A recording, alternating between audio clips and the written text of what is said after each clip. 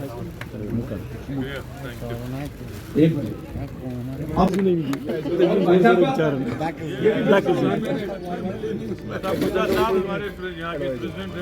हमारे जावेद साहब हमारे ऑल ओवर इंडिया के उपाध्यक्ष हैं ट्रांसपोर्ट यूनियन के, और रह गए हमारी जो हमारे दीपचंद जी है जो सारा कार्यक्रम पूरे देश भर के अंदर करते हैं नकली चीजों से बचो।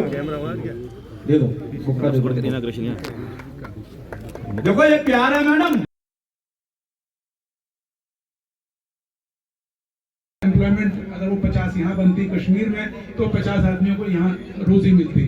तो ये जो नकली सामान का जो सिस्टम है इससे अनएम्प्लॉयमेंट बढ़ती है।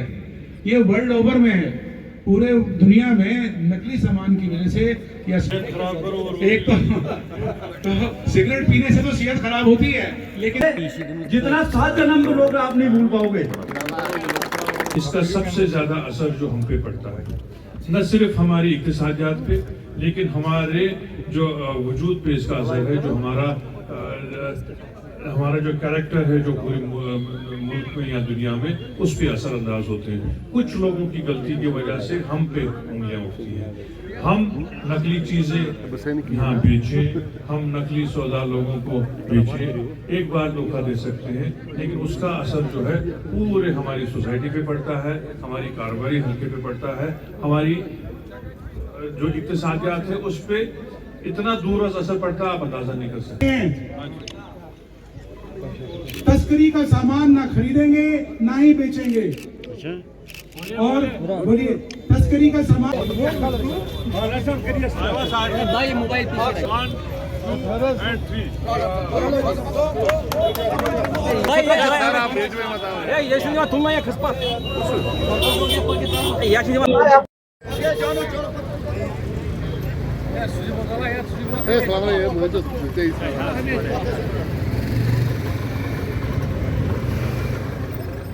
कैस्केड का प्रोग्राम था जो यहाँ एक काउंटरफिटिंग फेक जो भी चीजें इस्तेमाल करते हैं उनके खिलाफ एक मुहिम थी। एक अच्छी मुहिम है, एक अच्छी शुरुआत है। जिस तरह कहते हैं कि फेक चीजों को इस्तेमाल नहीं करना चाहिए क्योंकि वो हमारे इकोनॉमी पे भी असर करता है, हमारे वर्कर्स को भी असर करता है।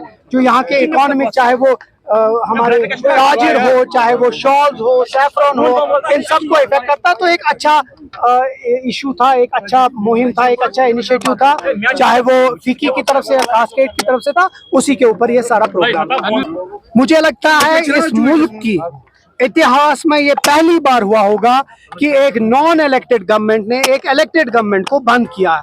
शायद इससे शर्मनाक कुछ नहीं हो सकता कि आपने एक वजीर आला का घर, एक डिप्टी सीएम जो खुद डिप्टी सीएम जम्मू में थे उसके घर बंद कर दिया, जितने भी मिनिस्टर्स थे, एडवाइजर थे हमारे, उनको बंद कर दिया, एमएलएज को बंद कर दिया। और क्या दिखाना चाहते हैं आप पूरे दुनिया को कि यहाँ जमहूरियत नहीं है या ये जमहूरियत का नहीं पनपना देना चाहते हैं?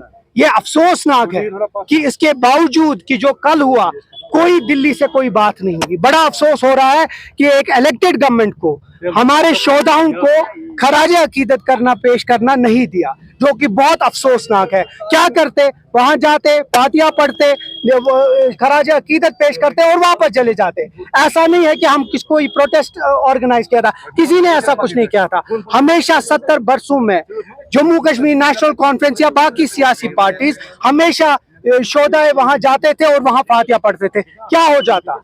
जिसने भी ये डिसीजन लिया है शायद वो ग्राउंड रियलिटी से बहुत दूर है, शायद उनको ये नहीं समझ आ रहा है कि जम्मू कश्मीर के जो एहसासात है वो क्या है, शायद वो बहुत कासिर है। और मुझे लगता है अफसोस है, ये दूसरी अफसोसनाक है कि जहां हम पीडीपी, अल्ताफ बुखारी, पीसी ये सब लोग बात हमारे पीछे हैं। कोई एलजी हुकूमत के बारे में नहीं बात कर रहा है, कोई बीजेपी के बारे में बात नहीं कर रहा है, कोई ये जो अनडेमोक्रेटिक सेटअप जो कल हुआ उस पे कोई भी बात नहीं कर रहा है। शायद डर रहे हैं, मुझे लगता है पीडीपी भी डर गई है, पीसी भी डर गई है, अपनी पार्टी भी। एक बार भी उन लोगों ने बीजेपी हुकूमत के ऊपर कोई उंगली नहीं उठाई, जो उठाई वो इसलिए इसी से पता चलता है कि सियासत और जो इनका जो हिडन एजेंडा है वो अभी भी सही। जो दिल्ली में इसका हेड ऑफिस है, ये उन्होंने ऑर्गेनाइज यहाँ पे प्रोग्राम जो किया है, ये ड्रग स्मगलरी जो है, नकली दवाई बिल, इसमें स्पेयर पार्ट्स भी आता है जो हम खरीदते हैं बाजार में, लेकिन उसका बिल नहीं हम लेते हैं। लास्ट में पता चलता है कि ये जो हम माल लेते हैं ये तो नकली होता है।